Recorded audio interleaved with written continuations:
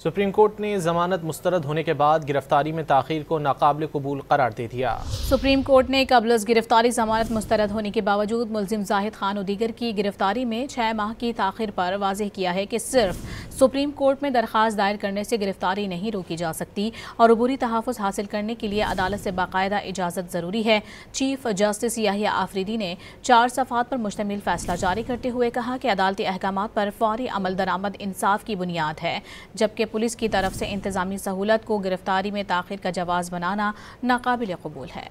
Supreme court نے ضمانت مسترد ہونے کے بعد گرفتاری میں تاخیر کو ناقابل قبول قرار دے دیا۔ سپریم کورٹ نے قبل از گرفتاری ضمانت مسترد ہونے کے باوجود ملزم زاہد خان و دیگر کی گرفتاری میں 6 ماہ کی تاخیر پر واضح کیا ہے کہ صرف سپریم کورٹ میں درخواست دائر کرنے سے گرفتاری نہیں روکی جا سکتی اور عبوری تحفظ حاصل کرنے کے لیے عدالت سے باقاعدہ اجازت ضروری ہے۔ چیف جسٹس یحییٰ آفریدی نے 4 صفحات پر مشتمل فیصلہ جاری کرتے ہوئے کہا کہ عدالتی احکامات پر فوری عمل درآمد انصاف کی بنیاد ہے، جبکہ پولیس کی طرف سے انتظامی سہولت کو گرفتاری میں تاخیر کا جواز بنانا ناقابل قبول ہے۔